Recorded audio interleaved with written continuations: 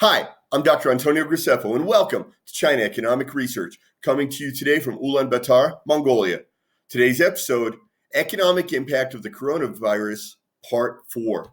Now, obviously, no one knows what the long-term economic impact will be. This depends largely on how bad the virus gets and how long it lasts. As of this evening, February the 4th, there have been well over 20,000 infections and over 400 deaths. The infection rate is frightening because it seems to be increasing at an alarming rate each day. Meanwhile, we know that the Chinese government suppressed news of the disease when it first was identified on December the 1st, and when the first case was confirmed on December the 8th. Doctors were arrested in late December for trying to warn people on social media, and today more stories have surfaced of doctors being arrested or harassed by the police for trying to warn people about the virus. A video has been released today, and of course we can't verify whether or not these videos are real, but there are videos popping up all over Twitter, all over the internet.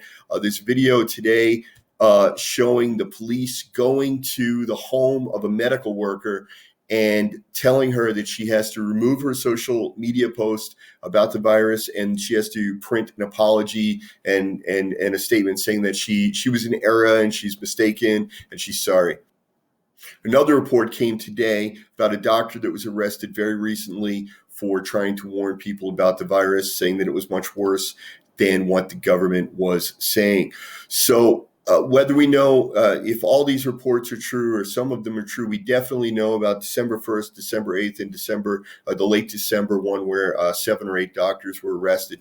So what that means is that the Beijing government does have a history of lying about this disease. We have no way of knowing if the number of infections and the number of deaths that is being reported to the WHO is accurate. Obviously, they wouldn't inflate the number, so it must be that they're playing down the number, which would be very frightening, because if we're talking about 20,000 infections in such a short period of time, I just can't imagine that there's been nothing in our lifetime that has been like this.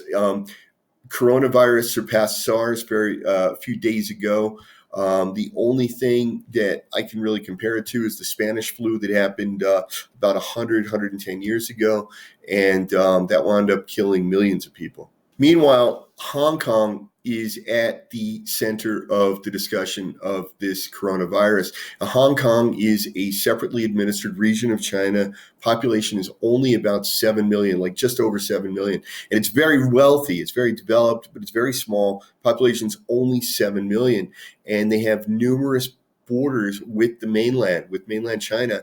And the medical community in Hong Kong has been asking the chief executive. Chief executive is sort of like the mayor of the city, but she is not elected. She's appointed by the Beijing government. And they have been asking the chief executive, Carrie Lam, to close all the borders with China to stop the influx of people. One, because the system in China, the hospitals just can't handle the number of people that are coming in. It's a huge number of people. But the other issue is they're coming from China, so there's an infinitely higher probability that they have been exposed to the virus and that they're spreading the virus in Hong Kong. So the medical community in Hong Kong has repeatedly asked Carrie Lam, the chief executive, to close the borders with Hong Kong. She refused to do it. Finally, last week, they formed a new medical union, and the purpose of that union is just to go on strike to protest the borders not being closed. Over the weekend, they had set a deadline of Monday morning, and over the weekend, she actually refused to even meet with them. Once they found out that she wasn't going to meet with them, they announced that they would strike on Monday morning. At the last minute, Carrie Lam held a press conference. She did not reference the strike or the doctors to say it was because of them, but she said she was closing all the border entries but 2. Well, the problem is, whether you close 2 or many or some, if there's any border openings at all, people are going to keep coming over from the mainland.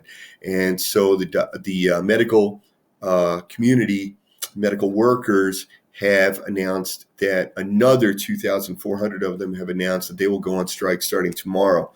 So this debacle related to the chief executive's handling of the coronavirus combined with the 7 months of protests that have been going on in Hong Kong, with people demanding democracy and then demanding independent inquiry into police human rights abuses, and with the government just not listening to them at all.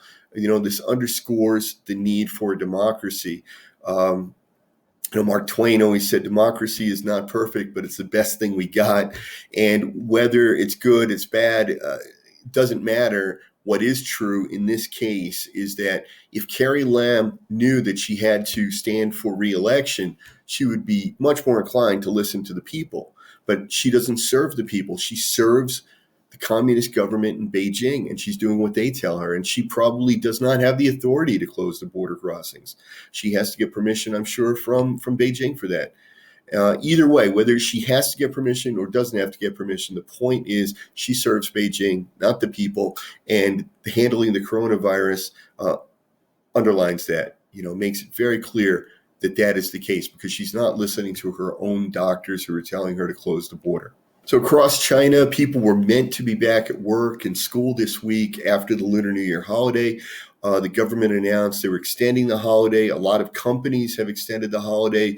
I still am unclear if there's an actual, say, from the central government, an actual statement that the entire country would continue the break, but definitely lots and lots of companies, certain cities have announced that they're continuing the break.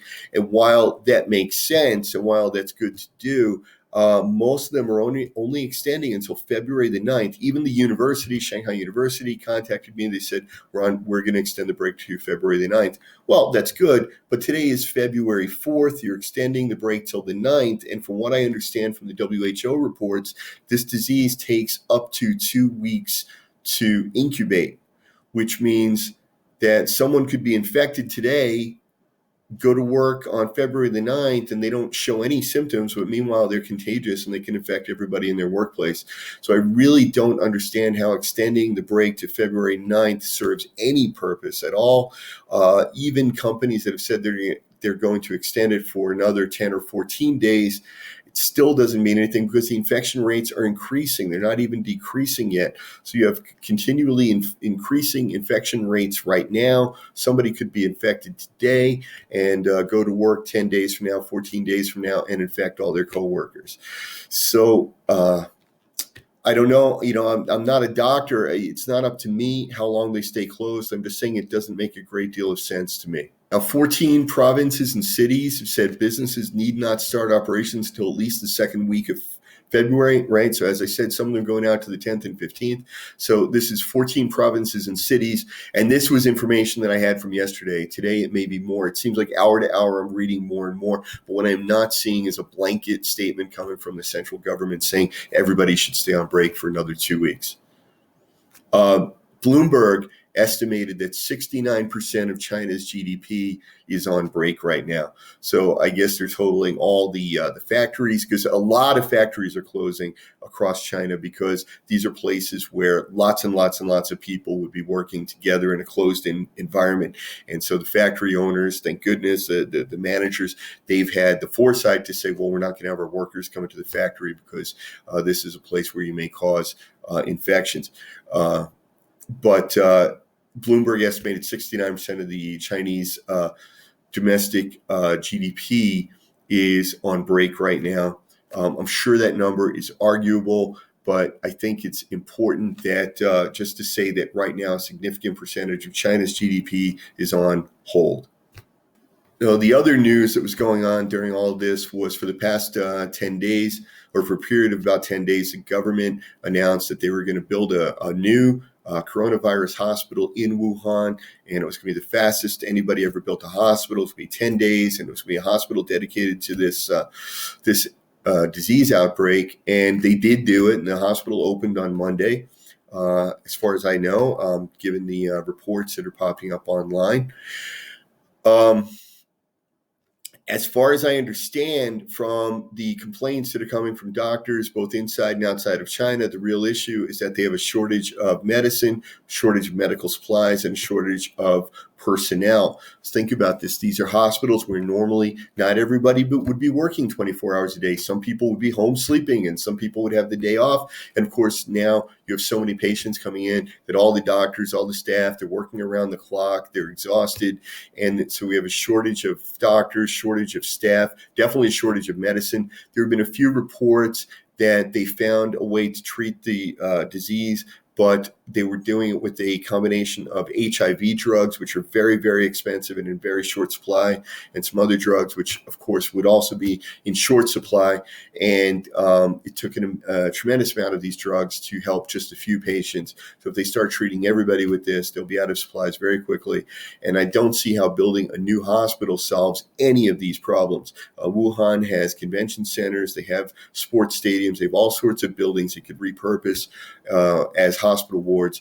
So I don't know what building the hospital, what good that would do. The one thing I did think of, though, is that the government did promise to pump some money into the GDP of Wuhan, which it has been absolutely decimated. So maybe building the hospital was just a form of economic stimulus to help them. Now, I hate the fact that we can't verify videos that are popping up on Twitter and on videos and photos of the new hospital. Unfortunately, we can't trust China to tell us the real information. Censorship in China is extreme. We don't have foreign journalists that necessarily have access to these new hospitals. And we're just getting these isolated reports that are coming from people in Wuhan who have VPNs. But what we've seen of the hospitals, if these reports are to be believed, number one, I saw huge open bays that looked like Civil War era hospitals with just hundreds, maybe even thousands of beds in a single large open room. And it just looked like the kind of place, if you were healthy when you went in there, you were definitely going to get infected. There are videos of the police locking the hospital from the outside, the doors locked from the outside so no one can escape, and there's bars on the windows. So this is all quite chilling, and I think if you were in Wuhan, this would be terrifying. I personally was in China during SARS, and all I wanted to do is escape. I was in a hospital, and I just wanted to get out, and the first chance that I had when they went to change my IVs in my arm, as soon as they took the needle out of my arm, and went down the hall to get another IV, I just ran out the door and ran out of the hospital and just got out of there. I was terrified because I just thought that being in the hospital was probably one of the most dangerous places to be.